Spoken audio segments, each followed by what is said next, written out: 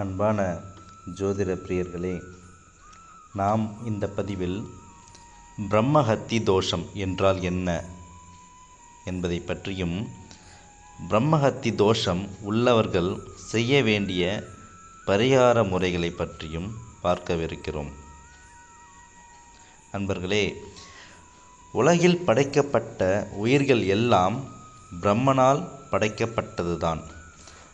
அந்த உயிர்களுக்கு யார் தீங்கு விளைவித்தாலும், அந்த உயிரின் மனதை நோகடித்தாலும், நம்பிக்கை துரோகம் செய்தாலும் அதனால் நமக்கு ஏற்படும் தோஷம்தான் பிரம்மஹத்தி தோஷம் ஆகும்.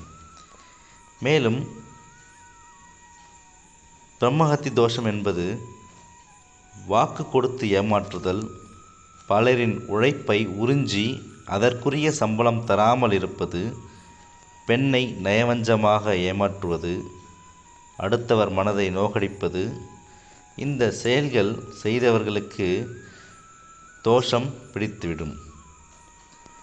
பிறந்த ஜாதக ரீதியாக குரு சனி இணைந்து இருந்தாலோ அல்லது வேறு எந்த தொடர்பு பெற்றிருந்தாலும் அல்லது பலம் பெற்றிருந்தாலும் பிரம்மஹத்தி தோஷமாகும். இந்த தோஷம் பிடித்த முக்கியமானவர்கள் ராமபிரான், பைரவர் மற்றும் சப்த கன்னியர்கள் ஆவர். ராமபிரான் ராவணனை கொன்றதன் மூலம் பிரம்மஹத்தி தோஷம் அடைந்தார். பைரவர் பிரம்மனின் தலையை கொய்தமையால் பிரம்மஹத்தி தோஷம் ஏற்பட்டது. மேலும் சப்த கன்னியர் மகிஷாசுரன் என்னும் அரக்கனை கொன்றமையால் பிரம்மஹத்தி தோஷம் ஏற்பட்டது. இதற்கு ஒரு பரிகாரம் உள்ளது அன்பர்களே. இது ஒரு எளிய பரிகாரம்தான்.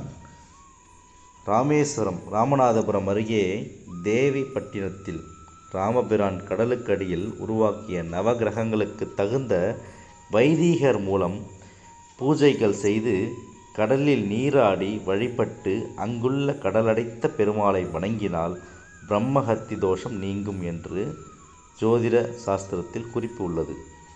பழமையான சிவன் கோவில்களில் அனைத்து சன்னதிகளிலும் பஞ்சக்கூட்டு எண்ணெய் கொண்டு விளக்கேற்றி வந்தால் பிரம்மஹத்தி தோஷம் நீங்கும் என்று குறிப்பில் உள்ளது.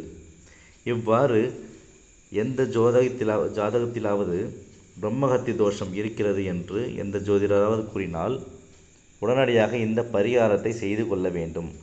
ஏனென்றால் தோஷத்திலேயே மிகவும் கொடிய தோஷம் பிரம்மஹத்தி தோஷம் என அனைத்து சாஸ்திரத்திலும் கூறப்படுகிறது. இதனால் கல்வி வளம், திருமணம் தடை, குழந்தை பாக்கியமற்று இருப்பது, இவ்வாறு தடைகள் ஏற்படும்.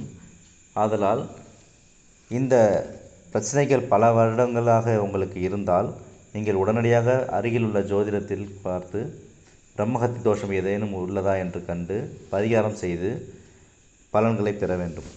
நன்றி, வணக்கம்.